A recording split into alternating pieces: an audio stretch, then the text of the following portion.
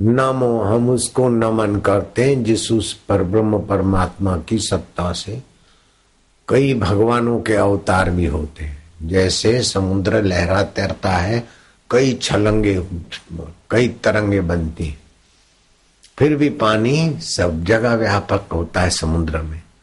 ऐसे ही ओम माना वो अखिल ब्रह्मांड नायक पर ब्रह्म परमात्मा, नमो, हम उसको नमन करते। तो कैसे हैं कि भगवते, वो भगवान है और जिसमें कई भगवानों का अवतार हो रहे, ऐसा वो भगवान वासुदेव है।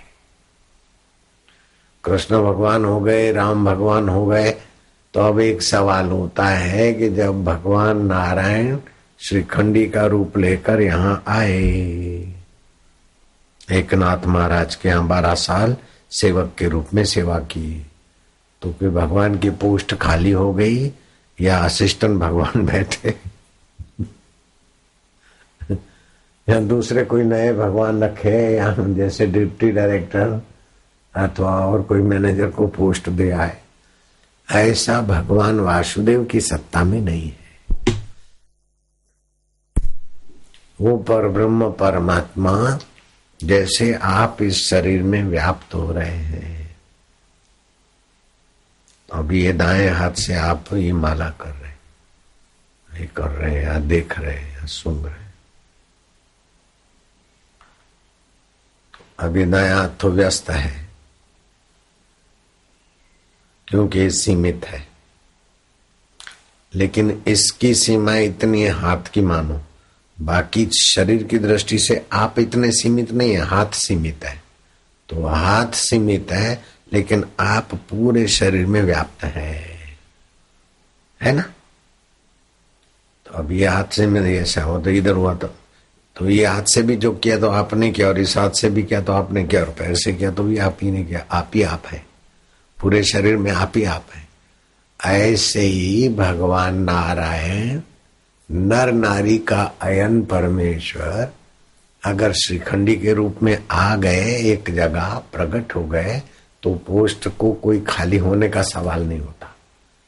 जैसे आपने आप दिलाया तो क्या पूरे शरीर खाली हो गया क्या? इधर आप पूरे शरीर में जैसे व्यापक है, ऐसे अनंत ब्रह्मांडों में भगवान व्याप्त है। तो भक्त किए यहाँ कहीं प्रकट हुए तो दूसरी वो जगह खाली नहीं पड़ती। जैसे समुद्र में कहीं बड़ा तरंग हुआ तो क्या दूसरी जगह का पानी खाली हो गया क्या? बस रहा है। ऐसे इस मंत्र का अर्थ लगाने से साधक को बहुत लाभ होता है। ये अर्थ लगाकर अगर एक माला भी जपे और कोई बड़ा भगीरथ कार्य करता है, शादी विवाह या कोई तबादला ये वो, तो उसमें भी मदद मिलती। मनु महाराज जंगल में गए और रास्ता भटक गए और मध्य रात्रि हो गई और भयंकर असुर ने अपना रूप दिखाया, निशाचर।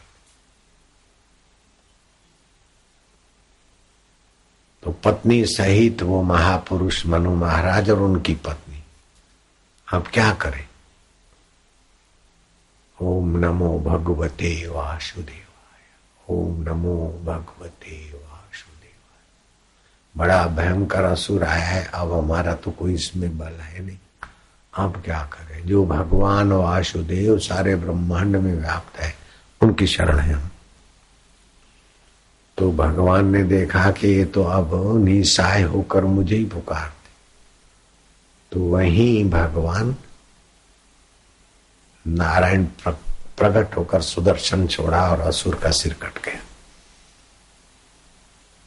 तो ऐसा नहीं कि वो नारायण वैकुंठ छोड़ के आए, अरे यही वासुदेव यही जानते। और नारायण के रूप में जैसे आप स्वप्ने में, आपको सपने में इसी चैतन्य की सत्ता से नारायण नहीं बन जाते, कृष्ण बन जाते।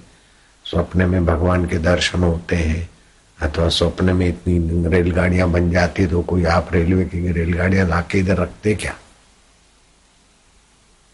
सपने में रेलगाड़ी में भी तो आप बैठते कि नहीं बैठते? हाँ? तो इस आत्मदेव में वो ताकत है, जब स्वप्न में रेलगाड़ी बना देता है तो कष्ट के समय है वो नारायण इधर उधर से नहीं आते, वो नारायण तो बस नारायण ही है। हम उस समर्थ नारायण को नमन करते हैं। ओम नमो भगवते वासुदेवाय। तो एक माला जप करके कोई भी बड़ा काम करना होता है तो इसमें वो वासुदेव रक्षा कर दे। अथवा तो स्वास्थ्य के लिए 21 बार जप करके औषधि ले तो उस वासुदेव की सत्ता औषधि में भी जो सुषुप्त है बस रही, वो जागृत होगी। ऐसे ही भगवान के एक एक नाम में उसका गुण, उसकी लीला, उसका प्रभाव।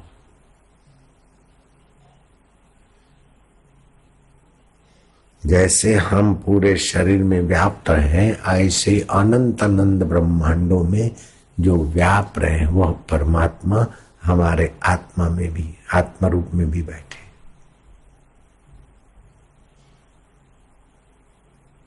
तो वासुदेव कैसे हैं? वो प्रेम स्वरूप है, सुख रूप है, ज्ञान स्वरूप है, सर्व समर्थ है, कर्म के नियता है, कर्म के निर्वाहक है, कर्म के फलदाता है, और वे हमारे अपने।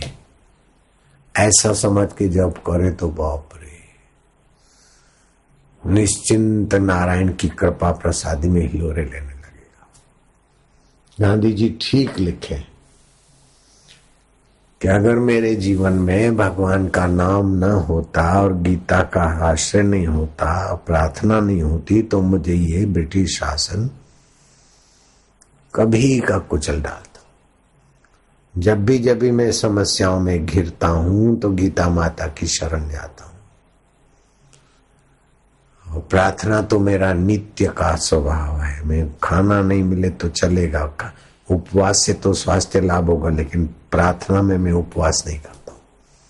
प्रार्थना का छुट्टी नहीं करता हूं। प्रार्थना हर रोज। भोजन तो 15 दिन में एक दिन उपवास कर लो, लेकिन प्रार्थना में छुट्टी नहीं करते। तो भगवत बल, भगवत कृपा, भगवत सहायता मन बुद्धि को ठीक दिशा देती। तो हर रोज अपने को प्रार्थना करनी चाहिए। हे प्रभु आनंद दाता, ज्ञान हमको दीजिए, शीघ्र सारे दुर्गुणों से दूर हमको कीजिए। इस प्रकार की या दूसरी कोई प्रार्थना नहीं तो फिर ये तो है ओम नमो, नमो मन हम नमन करते भगवते वासुदेवाय। तो अपने सारे सत्संग जो भी होते हैं ना, तो इसी प्रार्थना से शुरू होते हैं।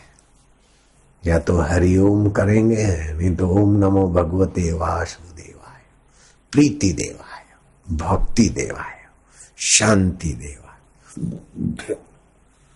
तो सारे संसार में तो अभक्ति और अशांति है, तो सत्संग मंडप में हम जाते यही पुकार कर लेते। और सचमुच में उसी समय भगवान भक्ति भी बरसाते, प्रीति भी बरसाते, शांति भी बरसाते, आनंद भी उभारते सभी के हृदय। ऐसे हैं सर्वसमर्थ और सब जगह मौजूद।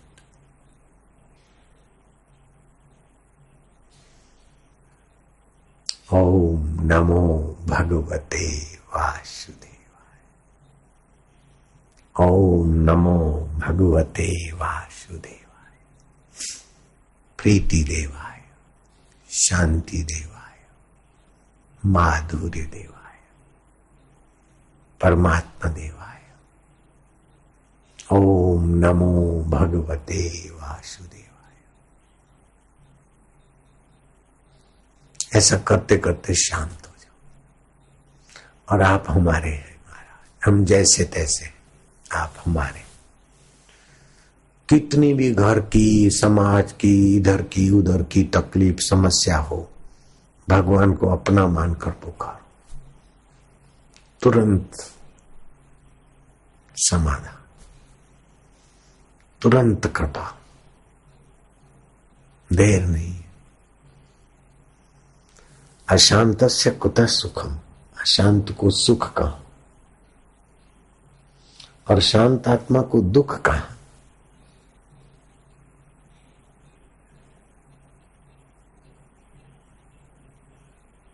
इतना बड़ा धन ऐसे ही मिल जाता है। क्या देर लगी अपने को। होटल का चटोरापन करो, फिर तबीयत खराब हो तो भी उसका सुख तो जरा सा लिया। फिल्म का भी जरा सा सुख और हल्के संस्कार भरो। काम विकार का सुख तो क्या सत्यानाश।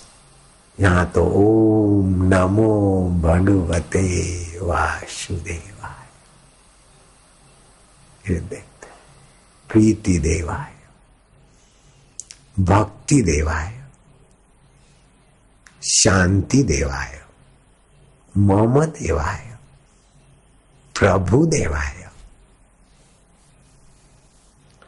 ओम नमो भगवते वासुदेवाय।